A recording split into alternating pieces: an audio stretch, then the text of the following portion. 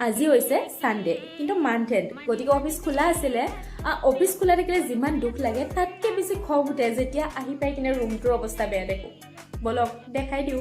প্ৰথমতে টেবুলখনলৈকে চাওকচোন কেনেকুৱা অৱস্থা বেয়া সেইকাৰণে মই ফাৰ্ষ্টত টেবুলখনে চাফা কৰিবলৈ ললো বস্তুবোৰ পৰিপাটি হৈ থাকিলে ভাল লাগে নহয়নে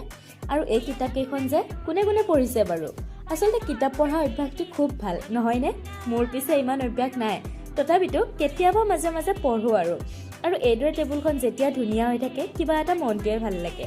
আৰু ধুনীয়াকৈ মই টেবুলখন চফা কৰিলোঁ তাৰপিছত আকৌ ভাত বনাবলৈ আহিলোঁ পিছে ভাত বনাবলৈ একদমেই মন নাই কিন্তু উপায় নাই সেইকাৰণে মই দালি মূলা আলু ভাজি তেনেকৈয়ে মানে ভাতটো বনালোঁ ভাত খাই উঠি আকৌ কাপোৰবিলাকো ধুই ৰখা আছিলে গতিকে সেই কাপোৰবিলাকো ধুনীয়াকৈ জাপিবলৈ ল'লোঁ বাৰু অফিচৰ পৰা আহি মোৰ এনেদৰে গ'ল আপোনালোকৰনো কেনেদৰে যায় জনাবচোন আজিৰ ভিডিঅ'টো ইমানতে বাই বাই গুড নাইট